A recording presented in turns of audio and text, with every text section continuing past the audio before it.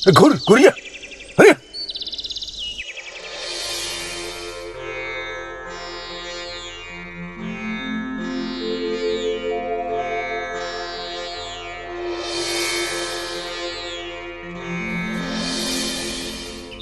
ঘূৰ ঘূৰিয়া ঘূৰি থাক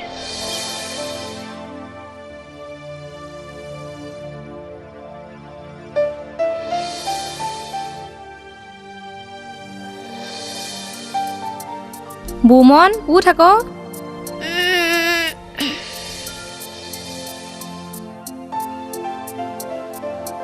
বিষ্ণুপ্ৰসাদ ৰাভা একেধাৰে সুনিপুণ নৃত্যশিল্পী সুদক্ষ অভিনেতা গল্পকাৰ খেলুৱৈ নিবন্ধকাৰ সুগায়ক গীতিকাৰ আৰু সুৰকাৰ আছিল বিষ্ণুপ্ৰসাদ ৰাভাক কলাগুৰু বুলি জনা যায় মা কলাগুৰু মানে কিনো সকলো কলাৰ যিজনেই গুৰু সেইজনেই কলাগুৰু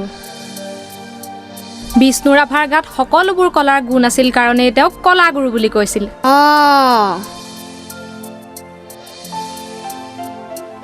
মা আমাৰ দেউতায়ো দেখোন চব জানে দেউতাও তেনেহ'লে কলাগুৰু নেকি ধেত নহয় কলাগুৰুটো এটা উপাধি কেৱল বিষ্ণু ৰাভাৰহে দেউতাহঁত আচলতে কষ্ট কৰিব পৰা খাটি খোৱা একোজন তেনেই সাধাৰণ শিল্পী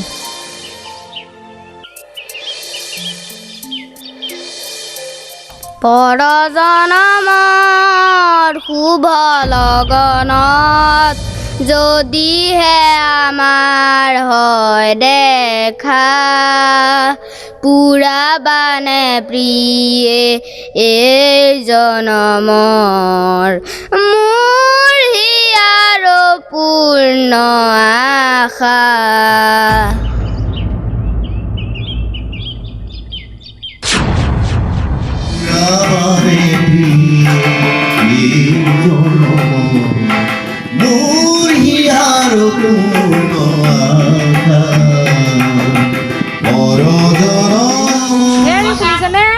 গাটো ধুই আহক গৈ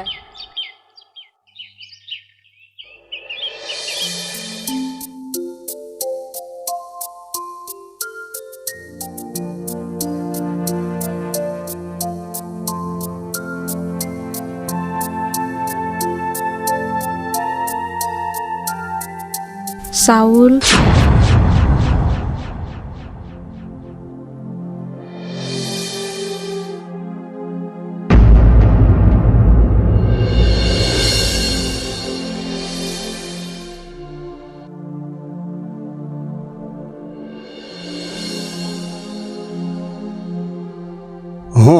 ল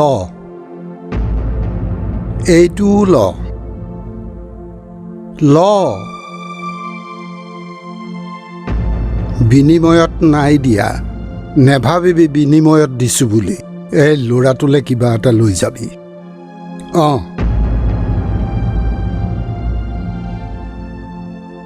চৰকাৰে কিবা শিল্পী সাহায্য দিছে নহয় পাইছনে নাই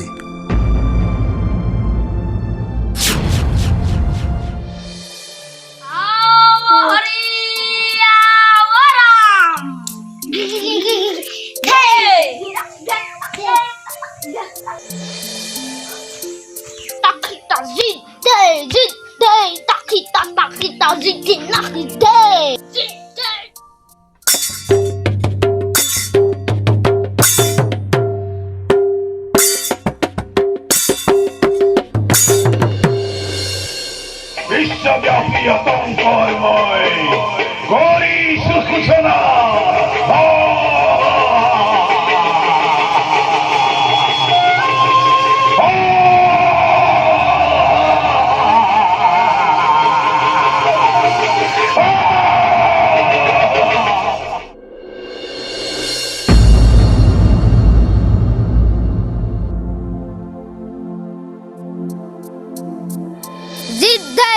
ধনী তাধিনাও ধনী তাকিতা তাকিতা জিজি নাক ধে গিগি গিগি ধে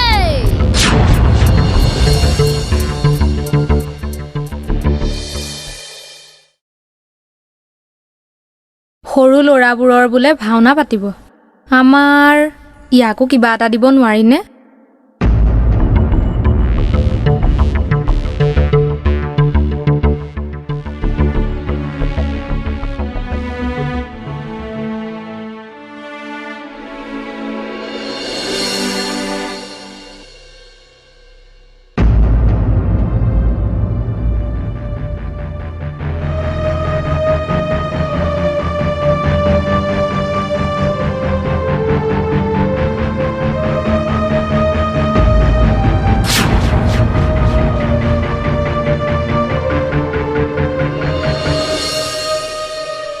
হ'ল?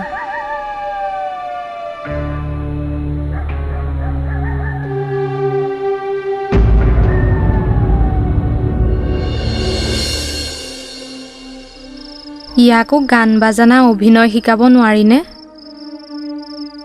তাৰ তালমান কণ্ঠটোও দেখোন বেয়া নহয়।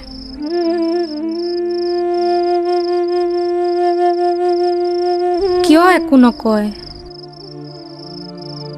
কিয় নকওঁ, কিয় নিশিকাওঁ জানিব খুজিছ নহয়? শুন, তোক অনাৰ কেইবা বছৰ আগলৈ মই ঘূৰি যাব লাগিব। এদিন ময়ো গাইছিলোঁ,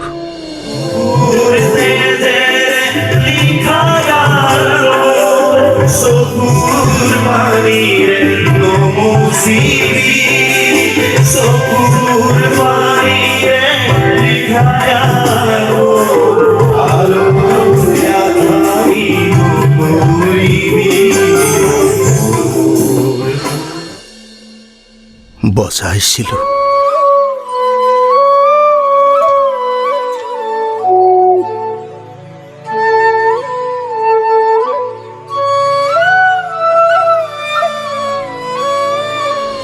বিহু মাৰিবলৈও গৈছিলোঁ।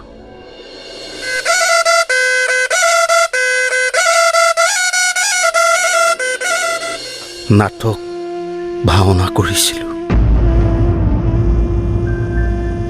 খগেন কাইদেউ, ভৱ কাইদেউ, কুল কাইদেউ, সৰ্বানন্দ ৰাইতী, যোগেন কাইদেৱে মোক অঞ্চলটোৰ ভাল ভাৱৰীয়া বুলি য'ত ত'ত ভাওনা কৰিবলৈ লৈ গৈছিল।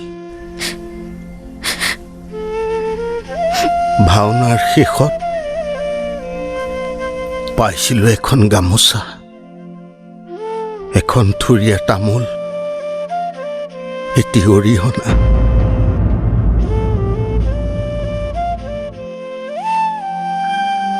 পিতাই কৈছিল,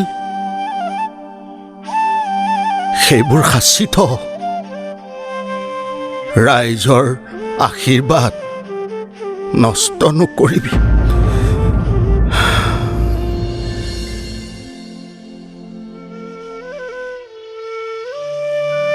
আৰু সেই ভাওনাৰ যোগেদি টিভি চিনেমাত ওলালোঁ। আৰু এদিন ভ্ৰাম্যমানৰ মঞ্চতো উঠিলোগৈ।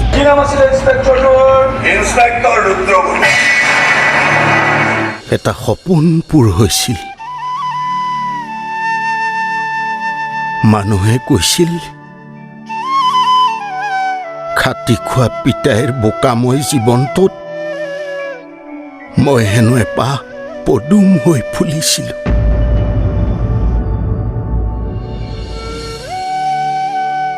বহু শিল্পী আহিল গ'ল, আমাকো কোনেও নিবিচৰা হ'ল। মই শিল্পী হলো নে নাই নেজানো, কিন্তু এজন শিল্পী হ'বৰ জোখাৰে শিকা জনা বুজাৰ কেতিয়াও ক্ৰুটি কৰা নাছিলোঁ।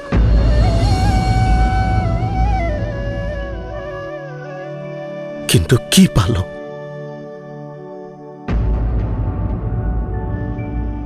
তহঁতক ভালকৈ খুৱাব পিন্ধাব নোৱাৰা হৈছোঁ। তাক ভাল স্কুল এখনত দিয়াৰ, নাচ গান অভিনয় ছবি শিকাবৰ মোৰো মন যায়, কিন্তু নিশিকাওঁ, ভয় লাগে। জানোচা আগলৈ সিও মোৰ দৰে শিল্পী হৈ যায়।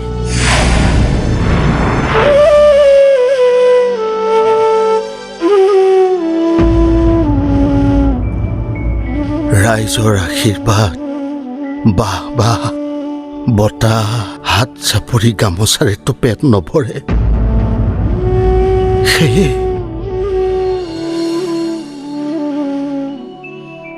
কথা কিন্তু শিকিলোঁ, বুজিলোঁ।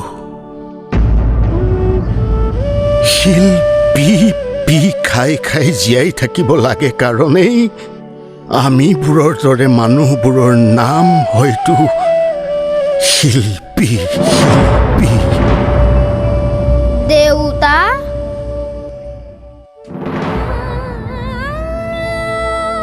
দেউতা, মই আৰু এইবোৰ নিশিকো দেউতা।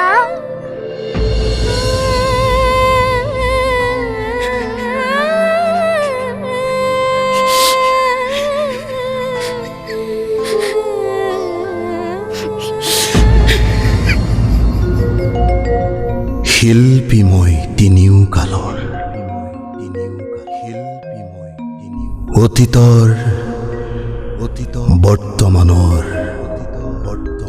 অনাগত ভৱিষ্যতৰ।